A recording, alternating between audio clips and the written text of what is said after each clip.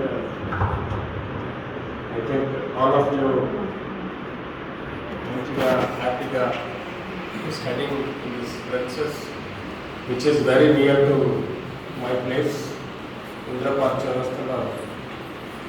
Now hospital of the Ravi Helios Hospital. Alage I run the institution for UPSC and state groups exams. I'm Dr. Vijay Bhaskar, orthopedic surgeon, professor in medical college, RVM Medical College. So particularly Red Cross Society Dwara, we do a lot of programs, charity programs, awareness programs, preventive programs, social service activities, health activities and all. So today's topic is prevention of suicide. Most commonly, when I finished my MBBS in 91, I saw a lot of suicide attempts in various government and private hospitals. Mostly the cause of suicide, simple ga cheppalante, 50% silly ga untayi, 50% genuine cause untayi. What is the definition of suicide? Definition of suicide is injuring himself or killing himself, intention to die. Absolutely, the another definition is judgment of himself at the neck of his various causes. Either it could be depression or any psychological problems associated with physical and mental issues. So obviously, ఈ సొసైటీలో డిప్రెషన్కు లోనైన వారంటూ ఉండరు, అందరూ డిప్రెషన్కు లోనవుతారు. ఎందుకంటే either social cause ఉండొచ్చు, personal cause ఉండొచ్చు, financial cause ఉండొచ్చు, or any other factor. ఒక స్టేజ్లో during is 60 to 80 years of life ఏదో ఒక రోజు ఒక డిప్రెషన్కి లోనవుతుంది. One good thing in our body is when there is an enemy అంటే ఒక బ్యాక్టీరియా అనుకోండి, ఒక వైరస్ అనుకోండి, ఫంగస్ అనుకోండి, ఆర్ ఎనీ టాక్సిక్ సబ్స్టెన్సెస్ అనుకోండి, which enters in to our body are called antigen. So మన బాడీలోకి ఒక యాంటీజెన్, ఒక ఎనిమీ ఎంటర్ అయినప్పుడు మన బాడీలో ఒక గొప్ప సిస్టమ్ ఉంది, లింఫాటిక్ సిస్టమ్ ఆర్ రోగ నిరోధక శక్తి. ఎప్పుడైతే మన బాడీలో ఇమ్యూన్ సిస్టమ్ ఉందో మనము హాస్పిటల్స్ కానీ డాక్టర్స్ కానీ వెళ్ళకుండా 98% ప్రొటెక్ట్ చేస్తుంది. Those are called antibodies. So antibodies మన బాడీలో ఆటోమేటిక్గా యాంటీజెన్ మన బాడీలో ఎంత అవుతుందో యాంటీబాడీస్ ప్రొడ్యూస్ అయ్యి మనల్ని ఆటోమేటిక్గా కాపాడుతుంది.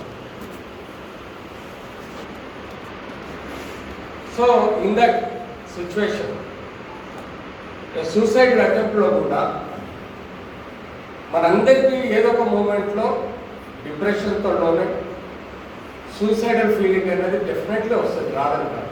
కానీ మన బ్రెయిన్లో కెమికల్ రియాక్షన్స్ వల్ల కొంత జడ్జిమెంట్లో మనల్ని మనం ప్రొటెక్ట్ చేసుకునే ప్రయత్నం చేస్తాం, అంటే ప్రివెంట్ చేసుకునే ప్రయత్నం చేస్తాం.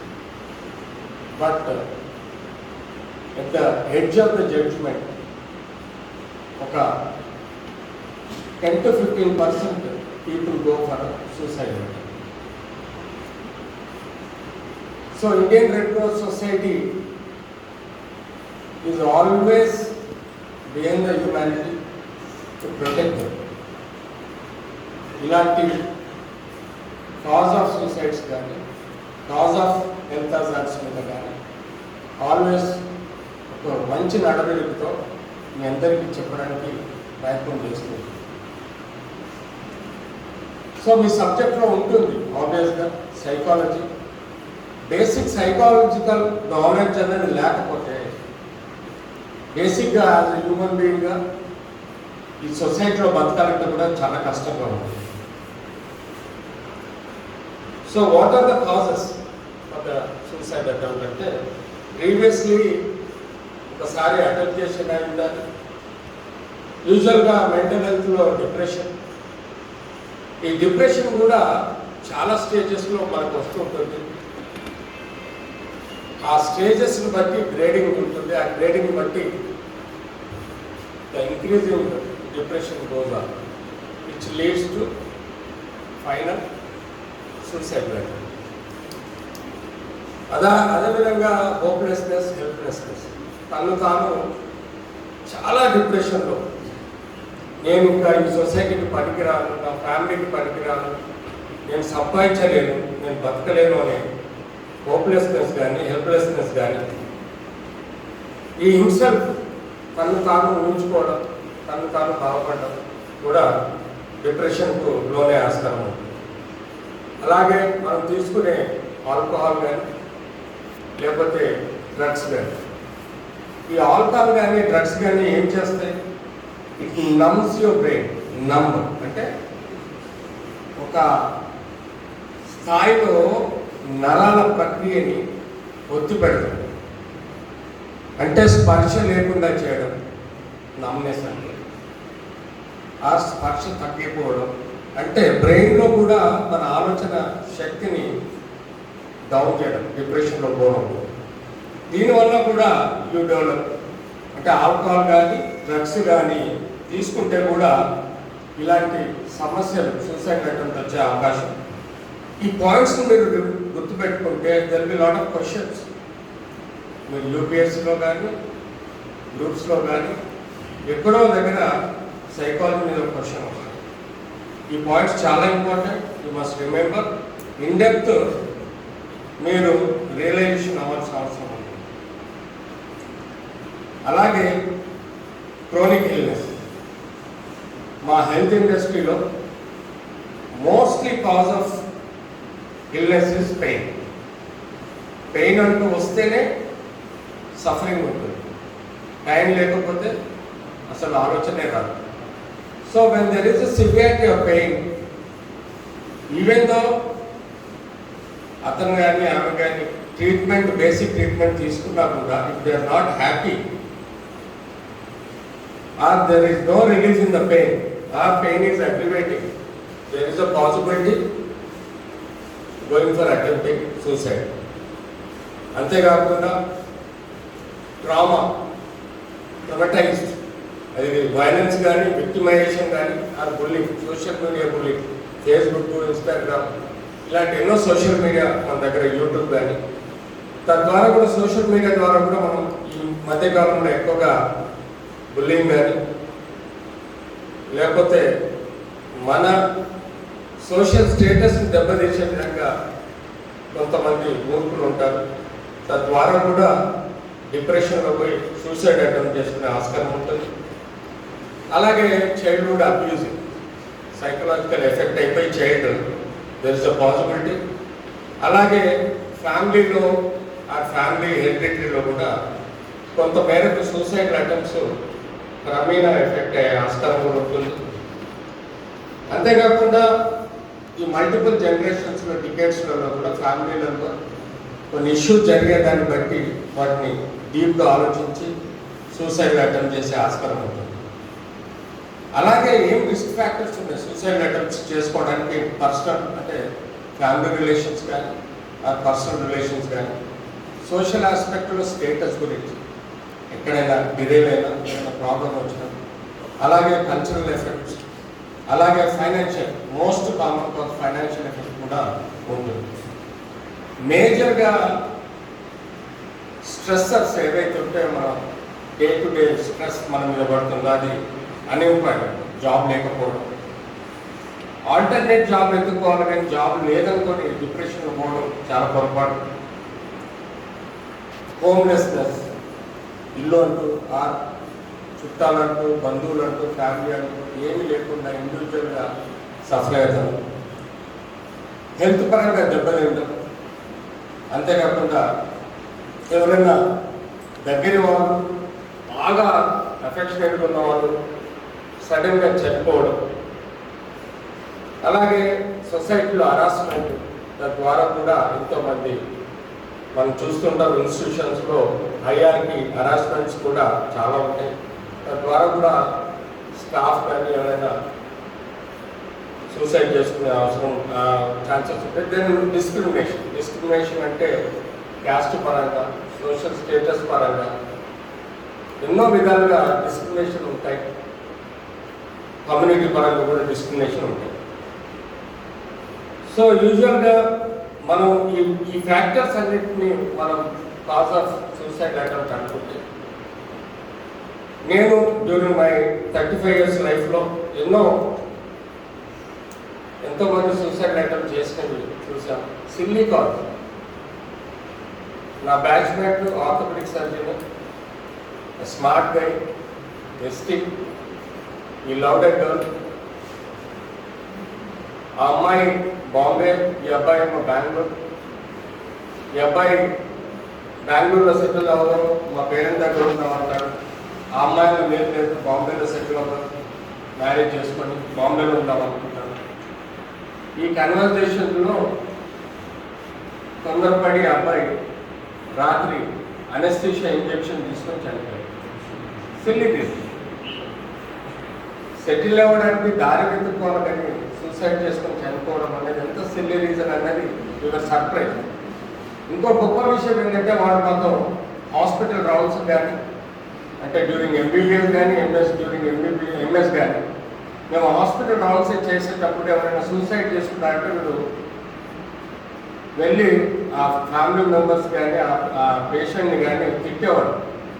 చనిపోవడం ఒక దారా అది ఇదని చెప్పేసి అగ్రెసివ్గా కోప్పడేవాడు. వాడే సూసైడ్ చేసుకొని ఒకరోజు చనిపోయాడు. ఇట్లాంటి చాలా ఉన్నాయి. డాక్టర్స్ కాబట్టి అనెస్థీషియా డ్రగ్స్ ఉంటాయి కాబట్టి సేఫ్ అండ్ పీస్ఫుల్ డెత్ తీసుకుంటారు. ఇలా డాక్టర్స్ కూడా చాలామంది సూసైడ్ చేసుకున్న మనకి ఎగ్జాంపుల్స్ కనపడి. ఈగోయిజం. అబ్బాయి అమ్మాయి వాళ్ళ పేరెంట్స్ తోటి ఎప్పుడు ఈగోయిజం చూపించారు, వాళ్ళ ఫ్రెండ్స్తో ఎప్పుడు ఈగోయిజం చూపించారు. కానీ పెళ్ళైన తర్వాత ఇమ్మీడియట్లీ సెకండ్ హస్బెండ్తో కానీ వైఫ్తో కానీ విపరీతమైన ఈగోయిజం వస్తుంది. ఎందుకు వస్తుంది ఇది అర్థం కాదు. ఈక్వల్గా ఒకరినొకరు అనుకోవడం, సైకలాజికల్గా చిన్న మాటకి దెబ్బతింటాం, డిప్రెషన్ లోనవడం. అది చిన్న సిల్లీ విషయం. దేశంలో భార్యాభర్తల వద్ద పెద్ద విషయాలు ఉండవు. 20-30% కట్నం విషయం ఉంటుంది. పెళ్లిలో మీ వాళ్ళు సరిగ్గా చూడలేదు, నా వాళ్ళు సరిగ్గా చూడలేదని అనుకుంటాను. వేరే రీజన్స్ ఎన్నో ఉంటాయి. కానీ మోస్ట్లీ నువ్వెంత అనుకునే ఈగోయిజంతో ఈ మధ్యకాలంలో ఎక్కువగా సూసైడ్ అటెంప్ట్స్ ఉంటాయి. సో ఇలాంటి ప్రాక్టికల్ ఎక్స్పీరియన్సెస్ మీలాంటి యూత్కి చెప్పాల్సిన అవసరం ఉంది. ఎందుకంటే సైకలాజికల్గా మనం ఎప్పుడు ఫిట్ ఉండాలంటే we need to have a good nutrition, we need to do good yoga, meditation, pranayama, and you need to be physically fit. అంటే రోజు 1 hour ఎక్సర్సైజెస్ కూడా చేయాలి. సో ఆబ్వియస్గా ప్రివెన్షన్ మెథడ్స్ మిగతా స్పీకర్స్ చెప్తారు ఎలా ఏంటి అనేది.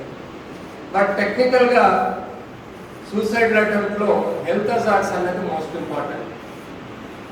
Hanging which causes asphyxiation of trachea, తద్వారా మనకు ఆక్సిజనేటెడ్ ఎయిర్ లోపలికి పోతా వితిన్ 3 minutes బ్రెయిన్ డెత్ అయ్యే ఆస్కారం ఉంటుంది. Within 8 to 10 minutes heart and lungs ఆగిపోయే ఆస్కారం ఉంటుంది.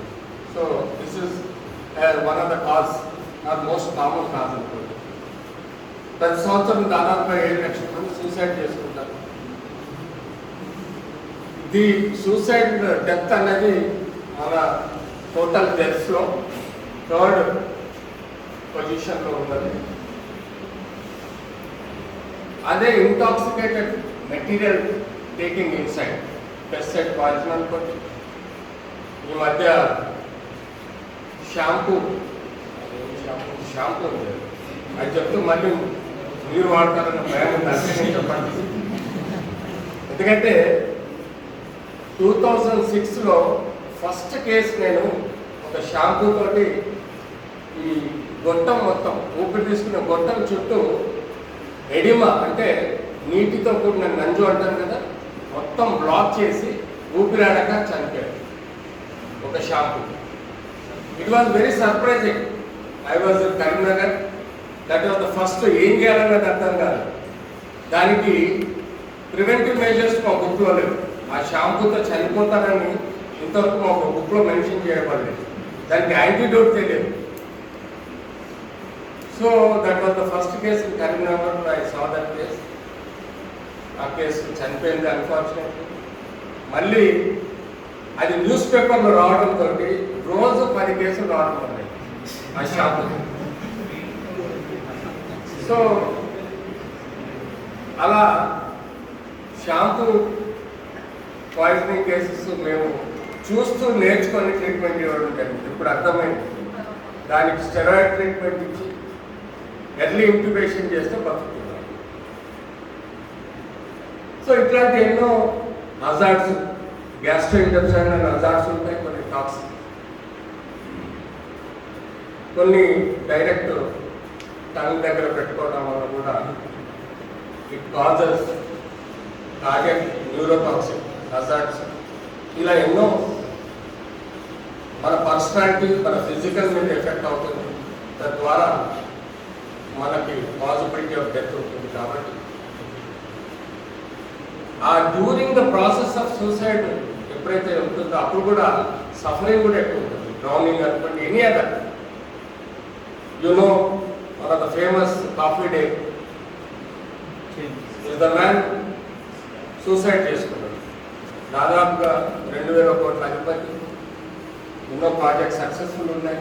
తొందరపడి సూసైడ్ చేసుకున్నాడు. వాళ్ళ వైఫ్ ఇప్పుడు she is running that institution, that business very well.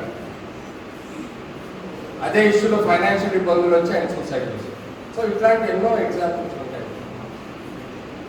With this I thank the organisers and you given me this opportunity. నేను ఇక్కడే దగ్గరలో ఉంటాను. Any time I have a charitable trust. I'm doing free treatment for the disabled and beggars and other poor people in this society.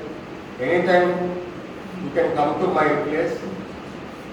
Almost ఇక్కడ ఉండే institutions వాళ్ళకి ఎవరికైనా కూడా free of cost treatment అది ఇస్తాను. మా ఫ్యామిలీలో చాలామంది డాక్టర్స్ ఉన్నారు. They are all together.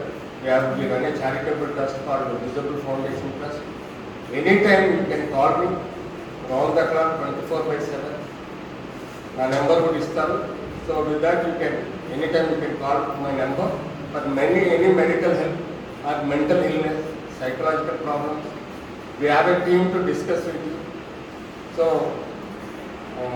Ravi Helios Hospital, my hospital, anytime you can come. Thank you.